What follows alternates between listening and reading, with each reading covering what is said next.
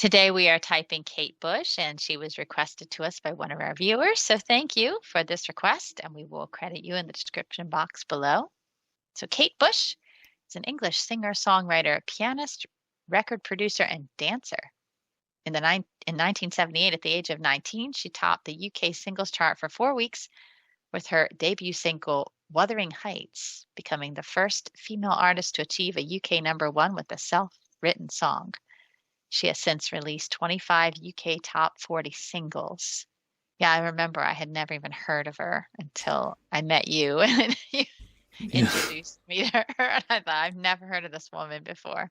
yeah. So now And it she's just was, recently had a #1 with yes, running up that hill because of the Stranger Things right.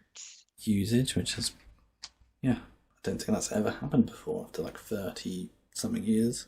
Was that the video? Was it the Wuthering Heights music video that you showed me? That was Almost she's in the red dress. really strange. Yeah, yeah. Yeah, uh-huh. I'm going to bring that up here in a bit. So, all right. This is an old Okay. interview from 1978. Yeah, so before we start, consider giving us a like and subscribing if you have not. We have playlists of ESFJs like Kate Bush, and we do typings for every type, so they're all on the channel. We have about 100 videos so far, so it's a bit of a resource for people to use. So, okay, Mm-hmm. ready? Mm-hmm. Go. Strange and lovely and fascinating song, Kate. What was it about Kathy and about Wuthering Heights that caught you, that made you write it? Well, I saw a series on the television about 10 years ago, and it was on very late at night, and I caught literally the last 5 minutes of the series where she was at the window trying to get in, and it just really struck me. It was so strong, and for years it's just been going around in my head, like the basic story and that visual image of her at the window, and I thought it was just perfect material for a song. It's just so passionate and full of impact. It's great. And I Let's read the pause. book. You read the book. You read the book Okay. later. It's so funny how they explain things, isn't it? I know. It's, It's it's just, like they say so much, but they kind of say nothing in a way. uh-huh. Uh-huh. Oh well, I just liked it. Yeah. I don't know. There's It's there's just no like deep, explaining this feeling about something. yeah, there's no deep reason for it necessarily. It's just like, well, I just liked it. Yeah, I mean, not even. Well, I mean, maybe there is, but not that they can articulate, or Right. maybe even want to. Yes, I mean, because it's a feeling. did she say it was poignant? I don't know. I can't remember now, but she said Yeah. that she was sort of struck by it. So she just looked at it, had this very sort of like, Yeah, I I don't mean, know. this is so relatable to me, having, I'm an FE user second. It's just so relatable. It's like the worst thing in the world when someone asks you, why do you like this? I don't know. I just feel that I like it. It's so hard to articulate why I like something. And it makes me sound like an idiot sometimes because I can't put it into words. I know inside why, but I cannot express it in language that would be understood by another human. So I can I can relate to her here because she's not on the surface, she's not saying anything, but I know there's a lot going on inside in her feelings. She feels it. It's Do, just do you remember how do you explain that? when I asked you about why you like maple trees, Yes. and then I answered Yes. it for you?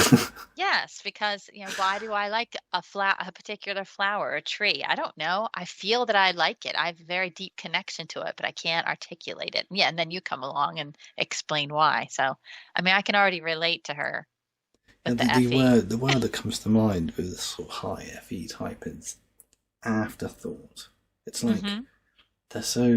they have such a low relationship to thinking. And I know that sort of Yes. sounds offensive.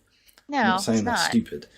I'm just saying their mind's just not in that realm. They're not Mhm. thinking over things. They're not analytical in that way.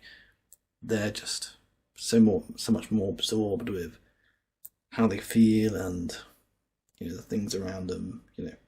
In terms of ESFJ, at Right. least anyway. Mhm. Yeah. Okay, let's continue. Yeah, I read the book before I wrote the song because I needed to get the mood properly. Is the pitch of your voice there your natural, comfortable singing pitch, or do you deliberately heighten it to get the effect of Kathy, this ghost-like effect? Yes, I do. I do deliberately heighten it just because it's what the song calls for, but it's comfortable as well. Do you have to, does it strain your voice to do it? I mean, do you take lessons to get it technically right so that you're not hurting your vocal cords? No, I didn't actually take lessons to do that, but I do have a teacher who I haven't seen for months, in fact, but he keeps an eye on my voice to make sure I'm not pulling it around too much. When did you start writing songs? I must have been 11 or 12. I mean, but that was a very unprofessional sort of situation. Was it in secret or for family and friends to hear? Oh, always in secret. I could never do it in front of people. I've never been able to. And if I do, I automatically feel that the fact that it's a performance, because as soon as you have someone in the room with you, I feel you should give them the best. You should perform. Effie. Well, when did the Music Man come to hear Oh about my goodness, that's so funny. It is, isn't it? It's like she doesn't want to. It's almost like if other people are there, they're messing with her feelings and then therefore affecting the song because she's so in tune aware to of this them, feeling right? side of herself. Well, and then there's other people now listening, so you can't just, you got to do, that's why people say Effie is fake. And I get that because now she's saying she can't be her authentic self now. I have to put on a performance because there's someone else listening to me now.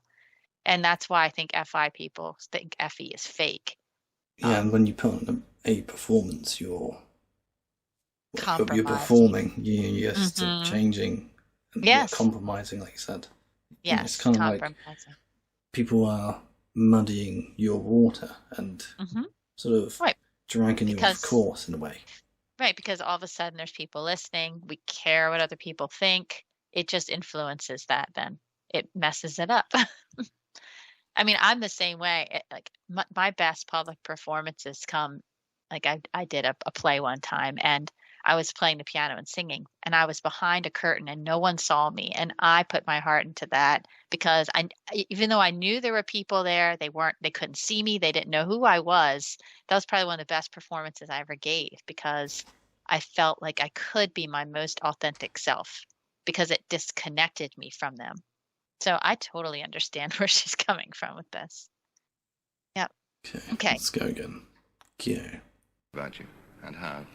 That was quite a gradual process. When I was about 14, there was a friend of my brother's called Ricky Hopper who was in the business and he knew a lot of people and he acted as a friend to try and get the tapes across to people.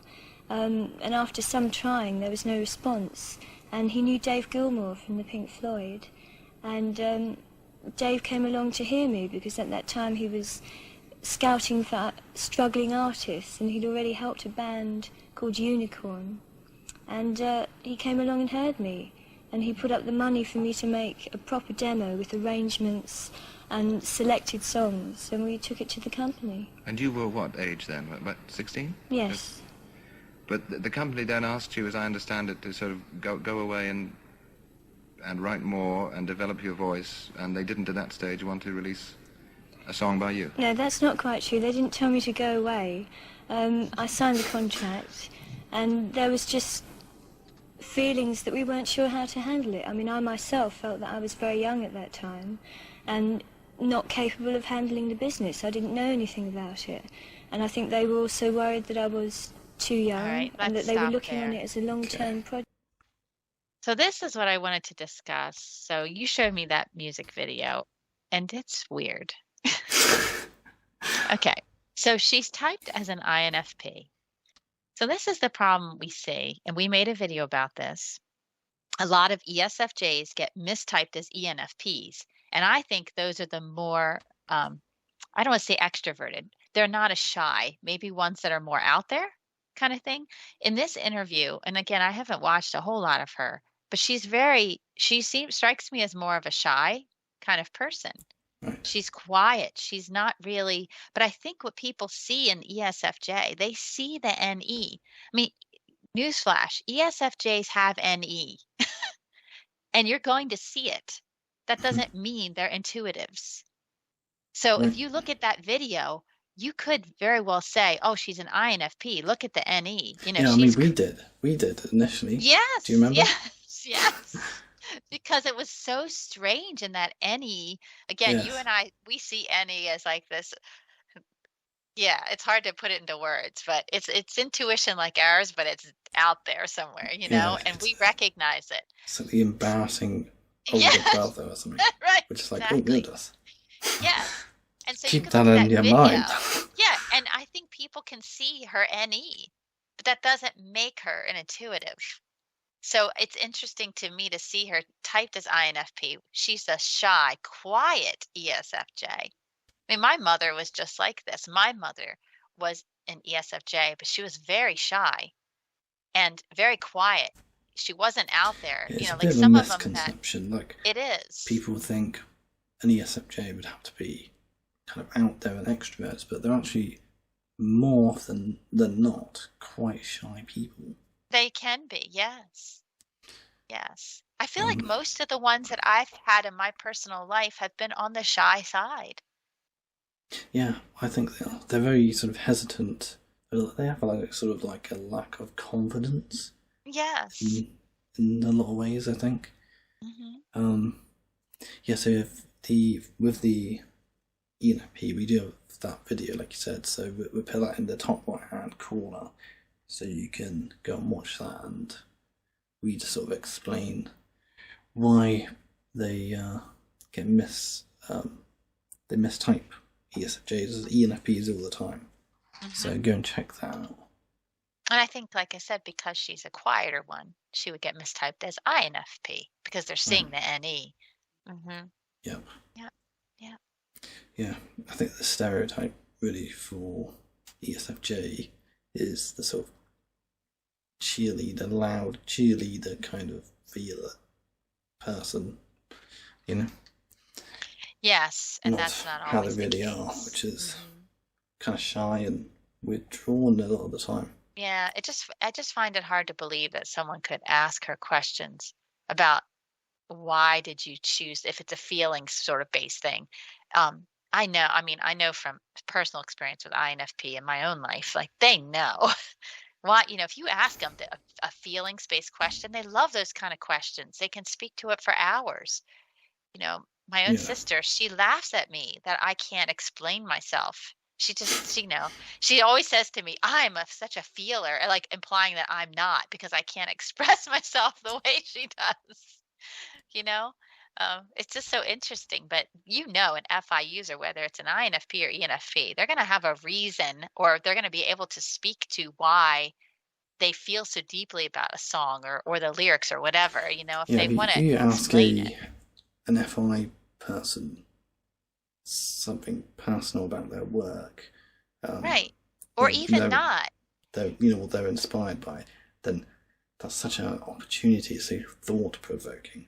But you It ask an is. FE person, and they're like, "Oh, well, Well, I think they know. It's just a knowing because I know we've seen some INFPs where the answer is just, well, it's whatever you want it to be. Even that they have an answer whatever way it is.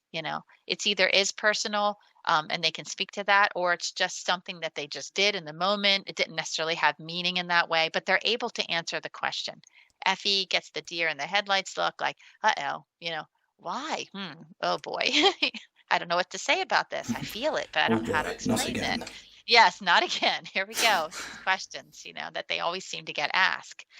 What was your inspiration for this? Or how do you feel about this? They So, always feel so inadept. I think when you ask yes, them something very deep yes, and yes, because about that I sort of can't thing, explain my feelings. I or what they cannot think explain. about things as well. Like Yes. both almost equally, Mhm. they don't know what to say, and I think they feel really stupid because of it, and that's why they're quite shy and withdrawn. They're just very Yes. unsure of themselves Well, because you can tell they get uncomfortable with these kind of questions. yeah, They don't want to answer these. They make them uncomfortable. They'd rather talk about something else. They'd rather talk about you or things that are just easier to converse about. So, it's a shame really because people say like, "What? Why can't you answer this? Like I've asked you a simple question or whatever." And I think people think they're kind of stupid. Like they get that Right. dumb blonde sort of stereotype, really. Yeah. And it's And it's nothing to do not. with their intelligence. It's just No, it's they're not a simple not. question. No. They don't have the same wide up headspace as other people do. They're very feeling based Yeah. people. Mm-hmm. Okay. All right.